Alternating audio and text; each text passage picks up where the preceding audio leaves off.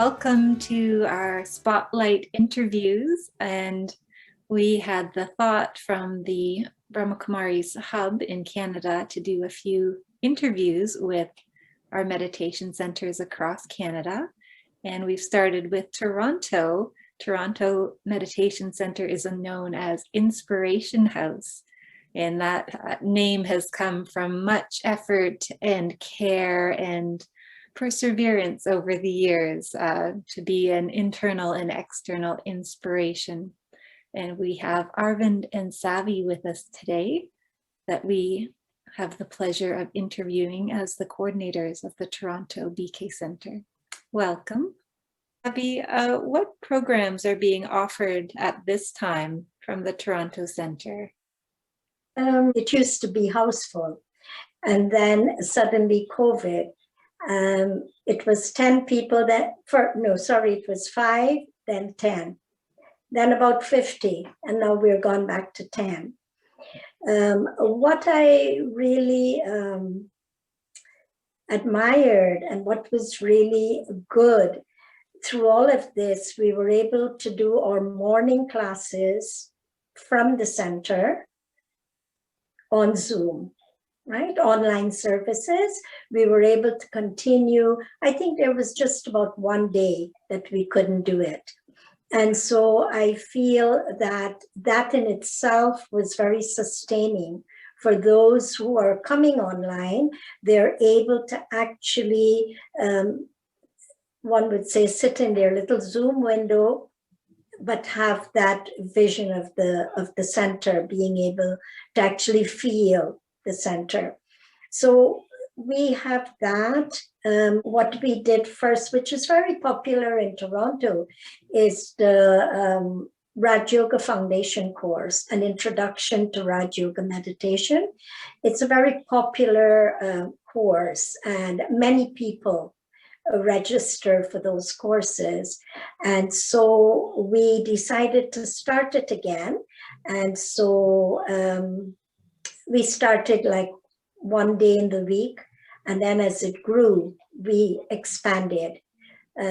We offered courses in English, Hindi, Tamil, Gujarati if required, Punjabi if required.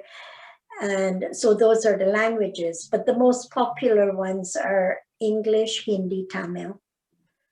And so we were able to kind of do that online, and to allow those who are kind of doing the course online, we had a recording of a walkthrough of the center, the space.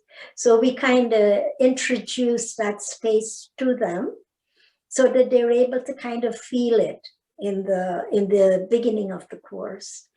And the course, of course, is offered in the center itself.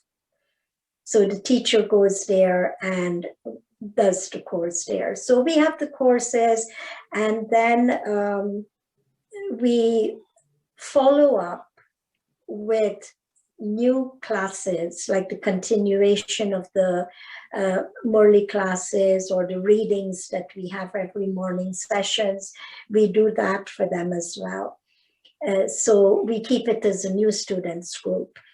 And then we started back with offering positive thinking, overcoming stress, and dealing with anger, overcoming anger. So we started doing that as well. So every month we'll have the stop and recharge. Because it's all being done virtually, we are also able to have resources of those who are dedicated members of the organization, as we refer to as seniors, who can participate very easily just by Zoom. So we try to take that advantage as well, so that we're able to use that facility that's offered to us, and so that we're able to make it a little more diverse. We do also World Meditation Hour. It's the third Sunday in every month. And so we do that. And then every other month, we have an added hour of Shanti Cafe, which is a little workshop.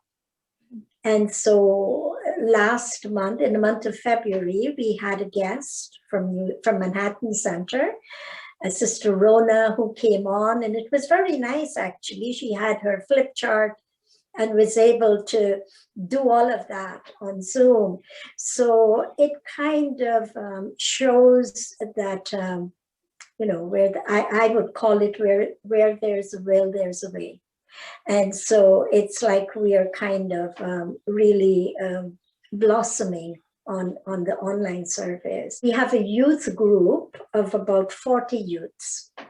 And they, because of this pandemic and because they're more, you know, IT literate, they like to, you know, investigate on these things and they know more about it, they were able to help quite a lot on putting together, you know, we have family, like for festivals, for instance, Christmas, Diwali, Easter, Halloween, whatever festival is happening at the time, they put together these little programs on Zoom, and they would perform wherever they are, in their little room, in the basement, if it's a dance, if it's a poem, whatever it is, their presentations are done from there.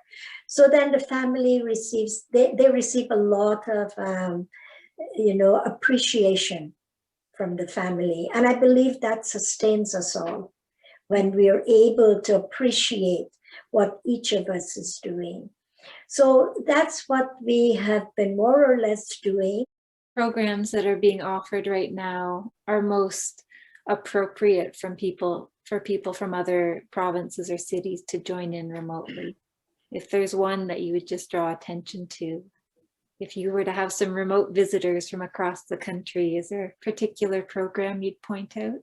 Well, I would say they're different ones, but the upcoming ones, I think it's Positive Thinking, and that's a weekend program. It's on the weekends, but of course the programs are at different times. It's not like one. The only set time is the third Sunday of every month, the World Meditation Hour. So that's a fixed time, it doesn't change. On our website as well, as you've heard, that we have 3 other centers in the GTA area, one in Scarborough, one in Brampton, one in Mississauga. They also have their own space on the website as well. On the Toronto website, you can just click into their sites and you would get all the programs there also, because they're also having programs, different programs to Toronto itself. What is a gem of wisdom you would like to pass on to everyone at this time?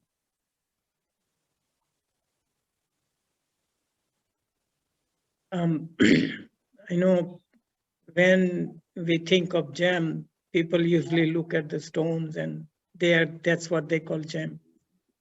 But my experience since I moved from India to here for prosperity, but real prosperity comes when you acquire wisdom.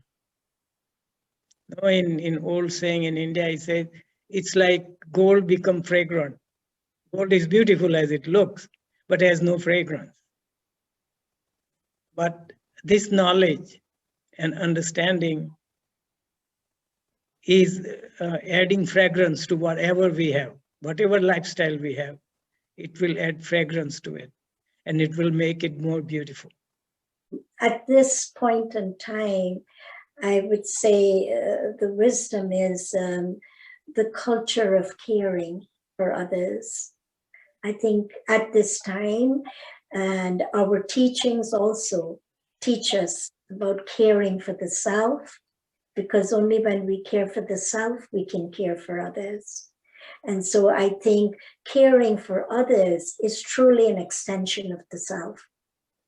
And so if we can have that culture of caring, based on the seed of love, it will be a wonderful time that the whole world, because this, what is happening, it's not only Canada or Toronto, but it's a situation in the whole world.